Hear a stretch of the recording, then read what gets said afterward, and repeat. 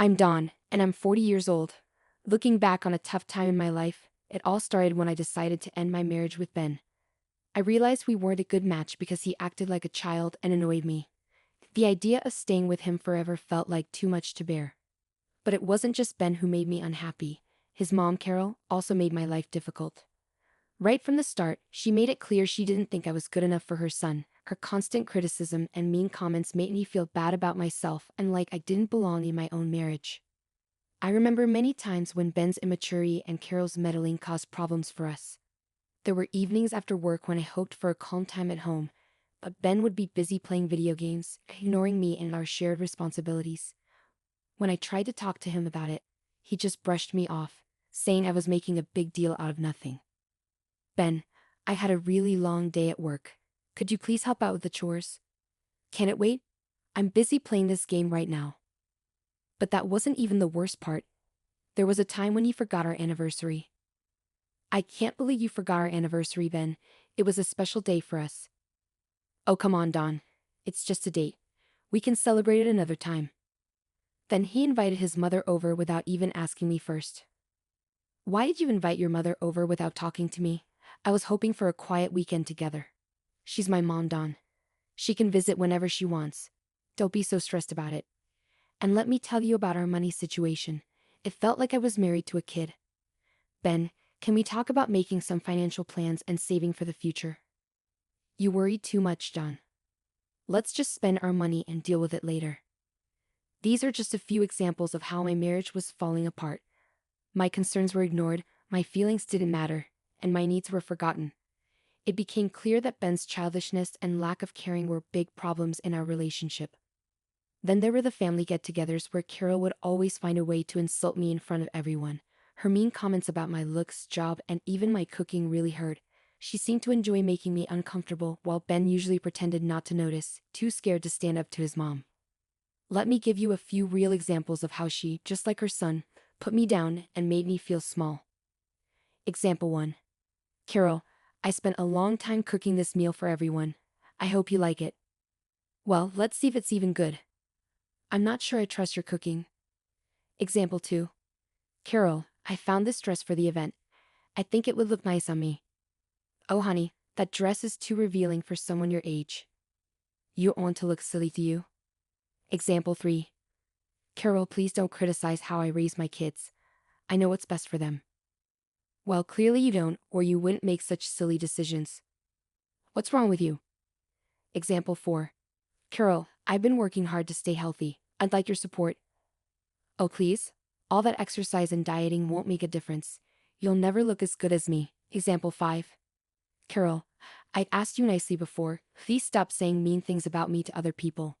I'm just being honest, dear. People should know what you're really like. These conversations show how Carol always put me down and said hurtful things throughout my marriage. Her actions caused a lot of stress and made it hard to find any happiness with Ben. I reached a point where I knew I deserved better than this toxic situation. I made the tough choice to file for divorce, wanting to break free from the constant emotional pain I'd endured for too long. The courtroom became a place where I had to explain to the judge why I wanted to end the marriage, talking about how it had hurt me. When the legal process was over, I felt a bit lighter, like a weight had been lifted off my shoulders. But then something unexpected happened. My ex-mother-in-law, Carol, couldn't hide her happiness. She stood up in court looking thrilled, and said she'd finally gotten rid of me and won her son back. I've won. I finally won. Hearing her say that made me furious. How could she be happy about my pain and the end of my marriage? I couldn't hold back my anger. I told her exactly what I thought of her, calling her out for being a mean and spiteful person. But instead of being affected by what I said, Carol just laughed. Her laughter filled the courtroom, making the end of that painful chapter in my life even harder to bear. It was a scary reminder that some people feel like they win by hurting others, and her joy only made me more determined to move past the toxic situation I'd been in. Leaving the courtroom behind, I decided to take back control of my life and find the happiness I deserved. Carol's laughter reminded me of the battles I fought and the strength I'd found in myself. I wouldn't let others' judgments or cruelty define me anymore. I was determined to rise above the negativity and embrace the freedom waiting for me. With every step forward, I started a journey of healing and self-discovery. The path ahead wasn't easy, but I faced it with determination. I knew finding happiness wouldn't be easy, but I'd grown stronger from the struggles I'd faced. It was time to leave behind the drama and pain and look forward to a future full of hope and self-love. But unfortunately, the story doesn't end there. It seems like trouble just keeps finding me. Remember when Carol was gloating about winning? Well, she thought she'd get something out of it, but she never did, and she never will. You see, she believed she'd finally get her hands on a prized family heirloom she'd envy for years. What she didn't know was that I held the key to her dreams. It was a stunning diamond orchid necklace, passed down through generations in my family. Its beauty and rarity made it incredibly valuable, worth millions of dollars. Carol's eyes always lit up with greed whenever she saw it, but she could never have it. Throughout my marriage to Ben, Carol would often suggest selling the necklace for practical reasons, but I always refused, explaining its sentimental value and importance to my family. Even after the divorce, Carol still thought she deserved half of its worth. She believed she was entitled to it, thinking it would fulfill her materialistic desires. But what she didn't know was that I had a plan. It had been a month since the divorce, and I thought I'd left Carol and her schemes behind. Then, one evening, I was surprised when I heard a familiar knock on my door. Opening it, I saw Carol standing there, crying and shaking. "Dawn, please, can we talk?" Feeling curious and a bit sorry for her, I let her in to get away from the cold. I wondered why she was so upset and why she'd come to see me. We sat down in the living room, and I asked her to tell me what was wrong. Through her tears, Carol managed to speak, her voice trembling. "My plan, it's all gone wrong, Dawn," Carol said between sobs. "I thought I'd get what I wanted, but it's turned into a disaster." I felt skeptical but curious about what she was talking about. "What plan, Carol? And why are you so upset?" Carol took a deep breath, trying to calm herself down. "You see, I thought Ben would get half of the value of the heirloom, and I would finally get what I wanted. But he told me something that changed everything." I leaned in, eager to hear what she had to say. "What did Ben tell you, Carol? Please tell me." Carol wiped away her tears, her voice sounding regretful and surprised. Ben told me he'd forgotten to mention a prenuptial agreement he signed before we got married. It said the heirloom and all your money were protected. I never had a chance." I couldn't help but laugh, feeling a mix of relief and triumph. "Oh, Carol, I've been waiting for this moment. I always knew your schemes would backfire." Carol's face turned red with embarrassment and anger. "You knew the whole time, and you let me think I had won. How could you do that?" Leaning back in my chair, feeling triumphant, I smiled at Carol. "Oh, Carol, I didn't make you believe anything. You just saw what you wanted to see because you were so focused on what you wanted. I knew the truth would come out eventually, and it did." As Carol faced the reality of her actions, her tears turned into frustration and regret. She had gambled and lost, leaving her with nothing but defeat. "I can't believe you had a prenup, Dawn. I was hoping to get some of your money after the divorce." "Carol, this isn't about being a good wife. It's about protecting myself and what's mine from people like you. I was smart enough to look out for my future. Don't be upset, Carol. You're the one who tried to trick and manipulate others for your own gain." Reluctantly, Carol pulled herself together, glaring at me with a mix of anger and resignation. "Heartless. You dare to call me heartless, Carol? Look at how you treated me during my marriage to Ben. You were mean, cruel, and always trying to control everything." As Carol stormed out, the room fell silent. The weight of her failed plans hit her hard. It was clear that her greed and deceit had led to her downfall, leaving her with nothing. I stayed strong, knowing I had to stand up for myself and what was mine. I had learned that trust and love shouldn't blind me to betrayal. As Carol reluctantly composed herself, she shot me a glare filled with anger and resignation. The bitterness of her own decisions hung heavy in the air as she muttered one word: "Heartless." I couldn't let that slide. "You call me heartless? Carol, look at how you treated me during my marriage to Ben. You were mean, cruel, and always trying to control everything." "I never treated you badly," Dawn firmly asserted. "You're exaggerating, Dawn." "Oh, really? Let me remind you of the time you purposefully excluded me from family events, constantly belittled my achievements, and spread rumors about me behind my back. You enjoyed seeing me suffer," Carol retorted, frustration evident in her voice. "I did no such thing. You're just trying to paint me as the villain.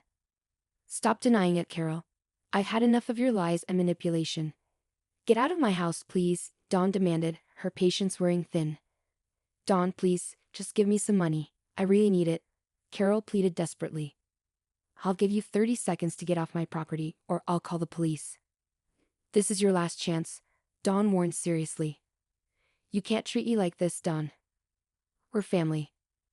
Families should be kind to each other, Carol argued angrily. Goodbye, Carol, Dawn said firmly as Carol left, looking upset and defeated. As the seconds passed, Carol's face showed a mix of anger, shock, and feeling like she lost. She realized she couldn't control Dawn like she wanted to. Reluctantly, she walked towards the door. The tension between them filled the air. Carol gave one last look before leaving, stepping into an uncertain future and facing the consequences of her actions. I stood tall, feeling both relieved and free. I had cut off ties with something toxic and took back control of my life. The next day rolled in, and yet another person from my past tried to make amends. What do you want, Ben?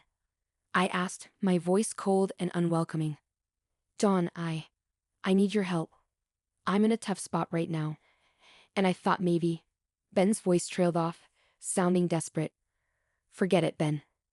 I don't want to hear your excuses.